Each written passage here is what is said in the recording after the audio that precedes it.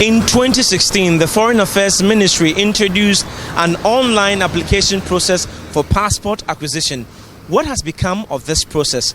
This is the subject for discussion on this episode of News Connect on City TV. My name is Kojo Achman. Stay tuned.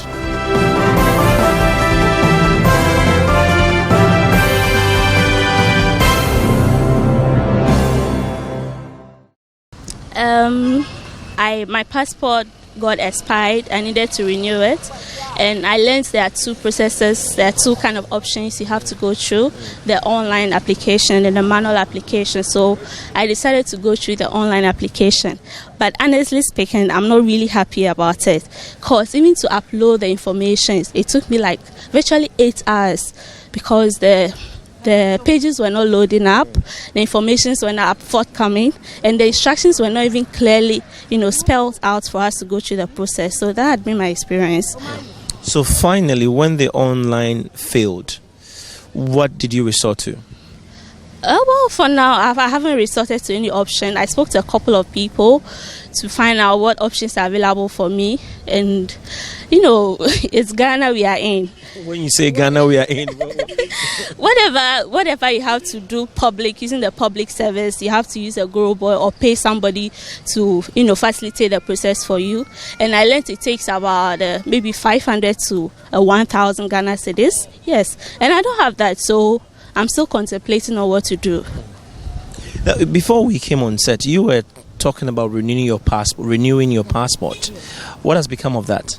Well, I did the online thing. I bought the forms at EcoBank, and then I've done the online thing. So I have an appointment with the passport office on the 10th of September.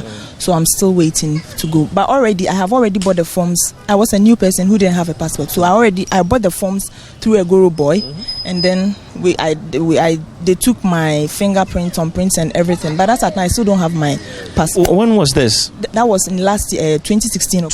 2 years now. And you went through a Guru Boy, and you've not gotten your passport. Not gotten my passport. They said they can't find it. I don't even have the transaction number. Wow. I don't even have but they took my picture and everything, my thumbprint and everything. I still don't have my passport. So that was how come I bought a new form, and I wanted to try the online thing. So as at now, I'm still waiting to go to passport office on the 10th of September and then see how it goes. Okay, with mine, it was about the dawn queue. I got there early, but I was around 200 and something. So someone approached me. I was like, oh, what am I doing? Like, he can sell his number to me. I told him no. So I was there and I saw a friend, and then she told me to come and stand behind her. But later, I think I was able to go forward. But then before I could even enter, the passport people, they have their own people. So the queue became long again. It became very long.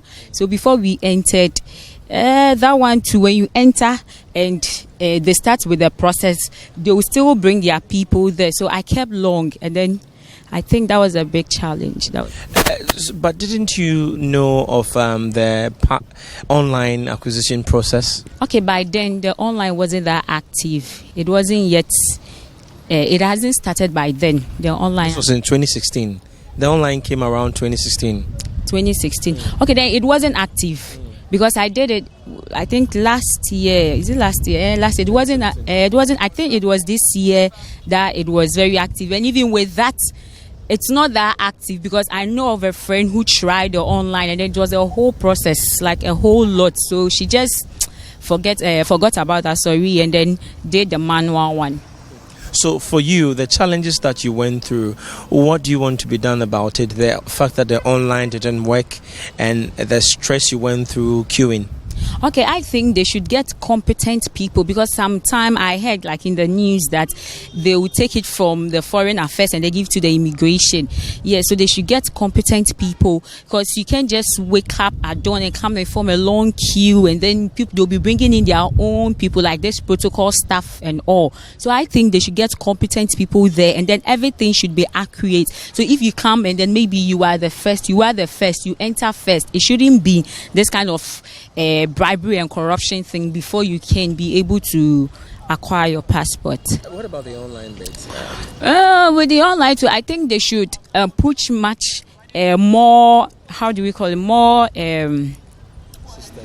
no more force, as in it should be very active. They should make it a point that with their online, if we are doing online, there shouldn't be any challenge, because with their online, not all of us have monies to go to the cafe. Some people would go and then time will be running. You do this, they tell you to come and take your picture, you go and then they'll tell you to come and do something again. It's very tiring. So I think with their online today, they should make sure the system is working actively, like there is no challenge, nothing should be of hindrance to it.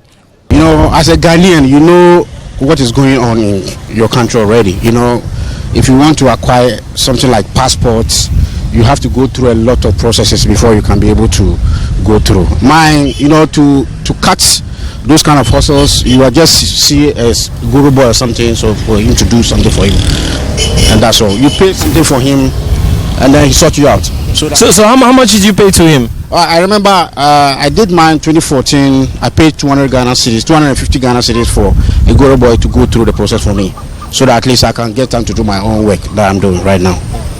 All right, so now let's talk about how to address these challenges. We know that there's an online system for passport application. Do you think it's not being effective enough, or we can do something to better the situation? Yes, I first of all, I think when there's a system in place, this system is still controlled by human beings. So there's people who are controlling it, are the ones who are causing all these things to go on. Because first of all, if there is a system in place and you are supposed to go through the right channel and you are still being delayed, what would you do? You will still rely on the Goro boy to help you get your passport. And that is why you still see people queuing up there. So I think when the people who are checking, there should be checks and balances in place to make sure that this system actually works. The system is there, but it is up to we, the human being, to enforce it and make sure that it works. So without ensuring it, without the people who are put up there to make sure that the system works, it is never going to work. So we expect them to do their work well so that the system will work. Without that, we will still remain where we are, because as at now, we are still queuing. All right. Do you think that their system is not efficient enough? I mean, the online system. Well, for me, I think people are doing things deliberately, trying to siphon money from citizens. You know what I'm saying? They know exactly what to do, but because they want to take something from somebody, that's why they intentionally decided to do things that will make people go through a lot of hassle before they get their passport. So it is intentional. The system is already there. It's there, but people who are controlling the system are not doing their job. And management level too, they are not doing their job. That's why it's causing all those things. Like my friend. So what should be done critically to make sure that the human interference is reduced, then the online system is upgraded for efficient passport acquisition? There's something I would say baseline. You know, we don't have that baseline method where people are checking people to do their job. You know, when people are not checking people, that is why anybody anything that he likes. You know what I'm saying? So we should get, the system is already in place, but we should get people to check people who are working using the system. You know what I'm saying? Yeah.